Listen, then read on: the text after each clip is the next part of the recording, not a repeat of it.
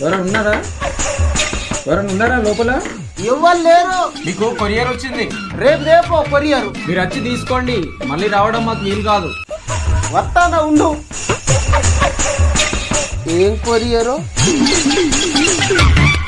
ఇదిగోండి సార్ మీ కొరియర్. ఎందుకు సార్ మీరేదో భయపడుతున్నట్టున్నారు? మీతో వాళ్ళ నచ్చిరా? మీరు ఒక్కరే వచ్చిరా? నాతో పాటు ఒకరు వచ్చారు, బయట ఉన్నారు. ఏం పర్లేదు, చెప్పండి. సార్ లోపల రండి. సార్ బయట ఎవరన్నా పోలీసులు తిరుగుతున్నట్టు అనిపించిందా సార్? లేదు. ఎందుకు, ఏమైంది? నేను ఒక యూట్యూబర్ను, వీడియోలు చేస్తా. మస్తు మంది చేస్తున్నారు, దానికి ఎందుకే భయపడడు? నేను వీడియోలు చేసుడే కాదు, ఆ వీడియోలల్లో బెట్టింగ్ యాప్ల గురించి చెప్పి బెట్టింగులు పెట్టు అని చెప్పిన.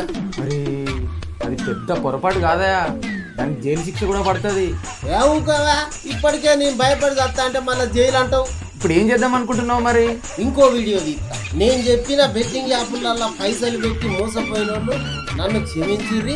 ఆ బెట్టింగ్ యాప్లకు నాకు ఇట్లాంటి సంబంధం లేదని ఒక వీడియో తీసి సోషల్ మీడియాలో పోస్ట్ చేస్తాను. అట్లయినా పోలీసులు నిన్ను మాత్రం వదిలిపెట్టారు.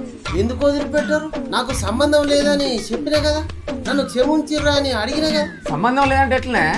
బెట్టింగ్ పెట్టి చచ్చిపోయిన ప్రాణాలు మళ్ళీ తిరిగి వస్తాయా? అయినా ఈ బెట్టింగ్ యాప్ల గురించి ప్రమోషన్స్ ఎందుకు చేసినావా?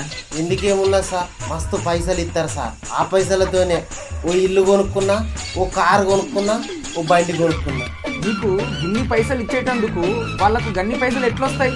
నేను చెప్తే బెట్టింగ్ యాప్లో చాలా మంది పైసలు పెడతారు ఆశ కొద్ది. ఆ యాప్ ఏమో మొత్తం బెట్టింగ్ వాళ్ళ కంట్రోల్లోనే ఉంటుంది. ఎన్ని పైసలు పెట్టినా వాళ్ళకే పోతాయి. వాళ్ళకెళ్ళి కొన్ని పైసలు నాకు ఇస్తారు. అబ్బో, ఇది పెద్ద స్కామే. నువ్వు స్కామ్ అనకయ్యా, మస్తు భయం అవుతుంది.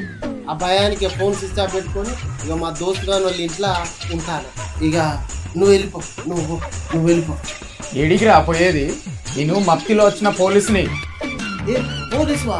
నీకేస్తాయారా ఐడియాలు? నాకు రావా? సీఎం సారు బెట్టింగ్లు చీటింగ్లు నడవాయి అని చెప్పడం జరిగింది.